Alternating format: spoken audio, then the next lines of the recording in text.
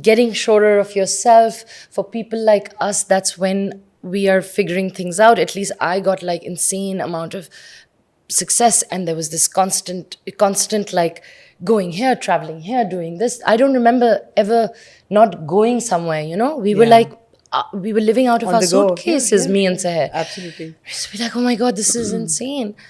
But that's the time you got to look after. In fact, I would say the sooner the better. Absolutely. The sooner the better, because it actually becomes like, what do you call it? It's like the storage that just remains for you when you are at this age. So now I'm like, all these changes I'm making are now.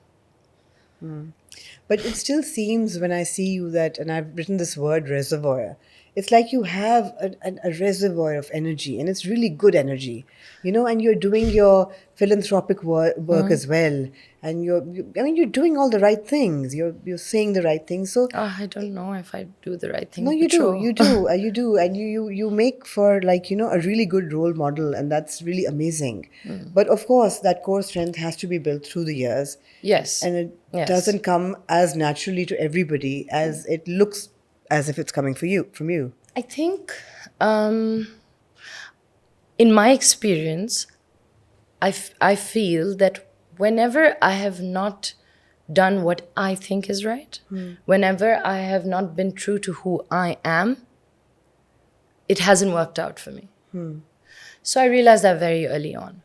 And it's not like I don't falter. Yeah. You know, sometimes when I always used to say, I always have been like this.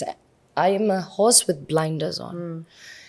In fact, in real life, my peripheral vision is terrible. I swear to God, I walk the streets and Baba grabs me. Like sitting- metaphorically or literally? So metaphorically, I'm like a horse, but with blinders. But actually, in real life, I'm telling you, Amna, I have a problem. Okay. Yeah. Azlan, my husband, everyone's just like, my brother's just like, I can't leave her on the street alone because they get worried. And I've realized that I can't. Okay. Like, it's pretty bad. But Well, I think it would have its benefits as well. the only benefit is that I look straight. Yeah. But the thing is that whenever, and this is very normal, and it's normal to have, you know, your insecurities and want to look around and be like, what is the other person doing or whatever, in your professional and your personal life. Whenever that has happened, and I have made some decision or I've gotten nervous and be like, okay, I should do this, hasn't worked out. You know? So it's like, they say na that you have to, the gut is a muscle. Yeah. And you have to keep working it till it becomes so strong कि वो बिल्कुल ऐसा हो जैसे आप cycle चला. Yeah. Right? So I think I have tried to work on my core like that.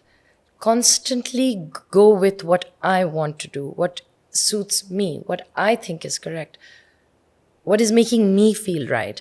Also with people. So, you know, you're talking about energies. So many times I've now worked on things where I've felt, I don't know if I'd be able to deal with this energy. Really? Yeah.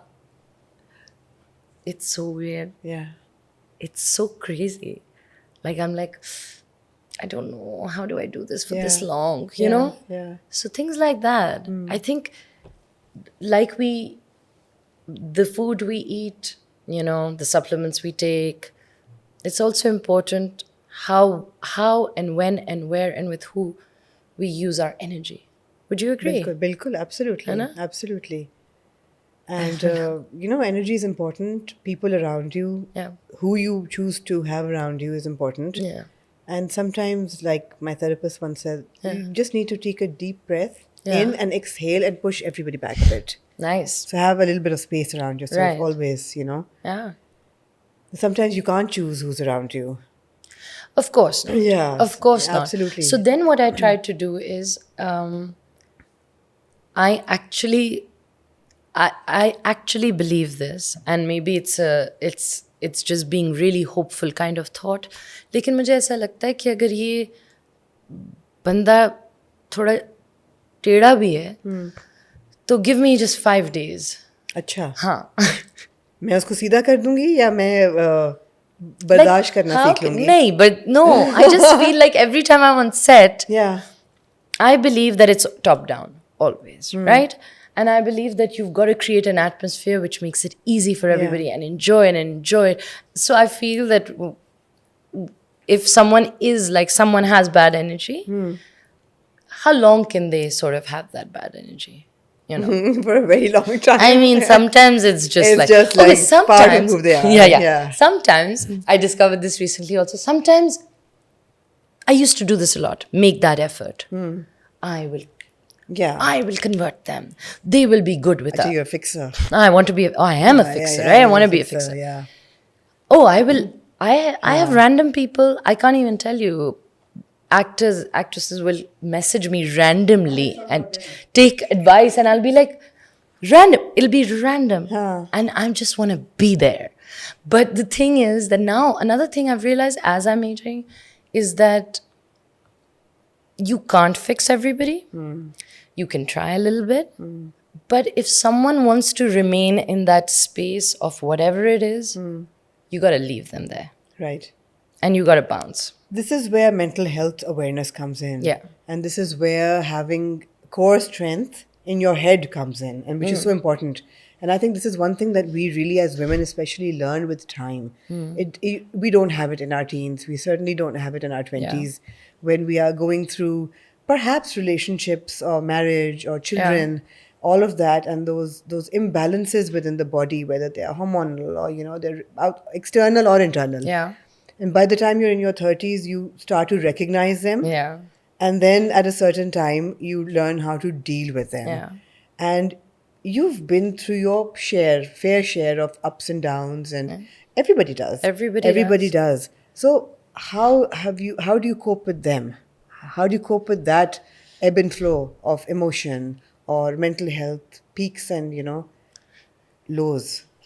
Well, I've spoken very openly about my mental health.